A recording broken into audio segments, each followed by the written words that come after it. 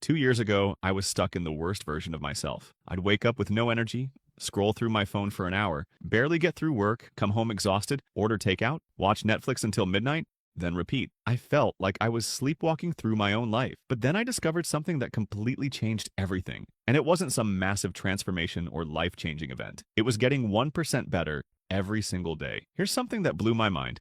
If you get 1% better every day for a year, you don't just improve by 365%. You improve by 3,700%. That's the power of compound growth, but applied to your life instead of your bank account. But here's what nobody tells you about the 1% rule. It's not about the math. It's about identity. Every small action you take is like casting a vote for the type of person you want to become. When you make your bed, you're voting for someone who has their life together. When you read one page, you're voting for someone who values learning. When you do 10 push-ups, you're voting for someone who takes care of their body. The question isn't whether you can change your life dramatically overnight. You can't. The question is, what kind of person are you voting for with your daily actions? Let me paint you a picture of my old mornings. Alarm goes off. Hit snooze 3 times. Finally drag myself out of bed feeling like garbage. Immediately grab my phone and fall into the social media black hole for 30 to 60 minutes. Rush to get ready. Skip breakfast or grab something terrible. Show up to work already feeling behind and stressed. By 9 a.m., I'd already voted for someone who procrastinates, someone who prioritizes other people's content over their own life, someone who doesn't take care of their health, and someone who's always reacting instead of being proactive. That version of me wasn't evil or lazy. He was just stuck in a pattern that kept voting for the wrong identity. Every morning was like democracy in action, except I kept electing the worst possible candidate to run my life. So I decided to flip the script, but here's the key. I started ridiculously small.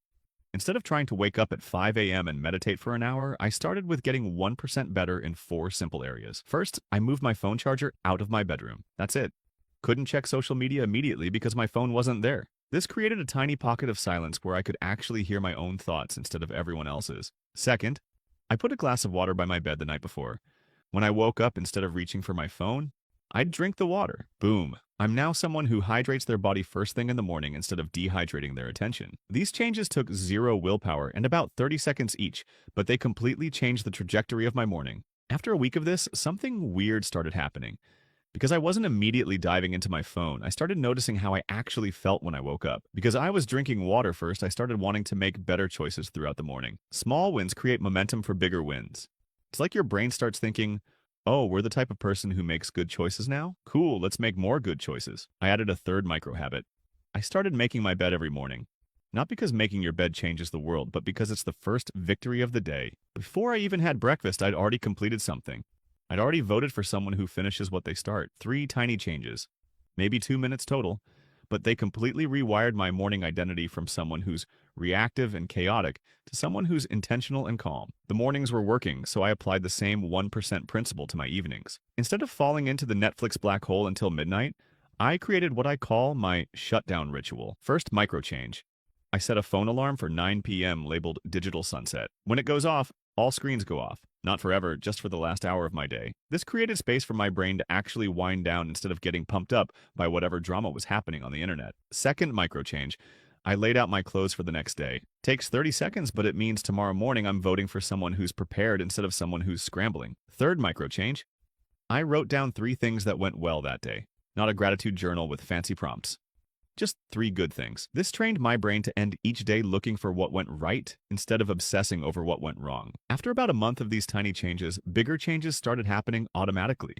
Because I wasn't scrolling my phone first thing in the morning, I started having more mental energy. Because I was making my bed, I started wanting to keep my whole room clean. I wasn't forcing these changes. They just started feeling natural. It's like my identity had shifted from someone who wings it to someone who prepares. From someone who reacts to someone who responds. From someone who hopes things work out to someone who makes things work out. The 1% improvements were compounding.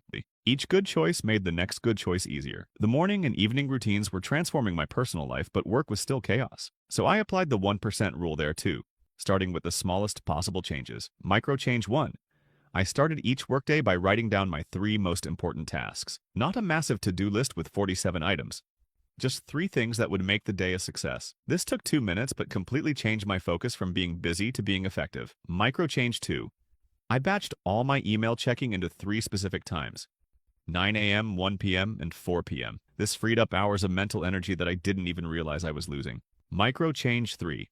I took a 5-minute walk between major tasks. Not a 30-minute workout, just 5 minutes of moving my body and clearing my head. This simple reset made me more creative and less stressed throughout the entire day. Here's something unexpected that happened. Getting 1% better in my personal routines made me 1% better in my relationships too. Because I was more organized and less stressed, I had more patience with people. Because I was sleeping better, I was more fun to be around. Because I was taking better care of myself, I had more energy to invest in others. I started applying the 1% rule to my relationships. Instead of trying to have deep, meaningful conversations every day, I just started asking one genuine question when talking to people. Instead of trying to be the world's best friend, I just started sending one thoughtful text per week to people I cared about. Small, consistent investments in relationships compound just like everything else. The people in my life started responding differently because I was showing up differently, 1% at a time. Let me be real with you, this wasn't a perfect upward trajectory. Some days I'd sleep through my alarm. Some nights I'd fall back into the Netflix trap. Some workdays I'd get completely derailed by other people's emergencies. But here's what the 1% rule taught me. Progress isn't about perfection. It's about getting back on track faster. Instead of thinking, I messed up, might as well start over on Monday, I learned to think, I missed today, let me get back to it tomorrow. The goal isn't to never fail, it's to fail better, to have shorter setbacks and quicker comebacks, to treat missed days as data, not drama. Bad days don't erase good days unless you let them. One terrible meal doesn't make you unhealthy. One lazy morning doesn't make you undisciplined. One unproductive day doesn't make you a failure. But the story you tell yourself about these bad days, that can change everything. After 6 months of these micro improvements, I looked back and couldn't believe how different my life looked. Not because of any single dramatic change, but because of hundreds of tiny improvements that had multiplied into something incredible. My mornings went from chaotic rushes to peaceful rituals.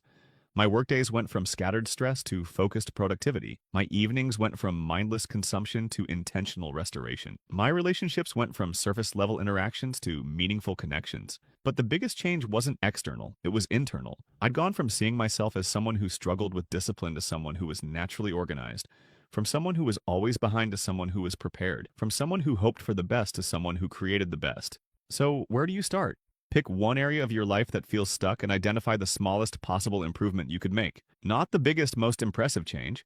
The smallest, most sustainable one. If you want to exercise more, don't commit to an hour at the gym.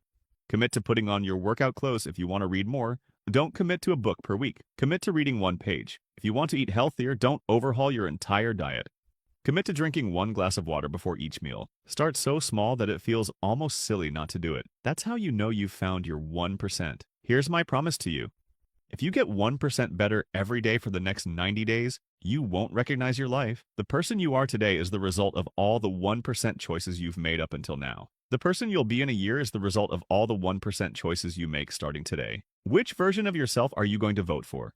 The choice is yours and you get to make it fresh every single day. Drop a comment right now and tell me, what's your 1% starting point? What's one ridiculously small improvement you're going to make tomorrow morning? And if this video helped you see your life differently, share it with someone who needs to hear this message. Subscribe if you want more content about building the life you actually want, one small choice at a time. Your future self is counting on the decisions you make today. Remember, you don't need to be perfect, you just need to be 1% better, and that starts right now.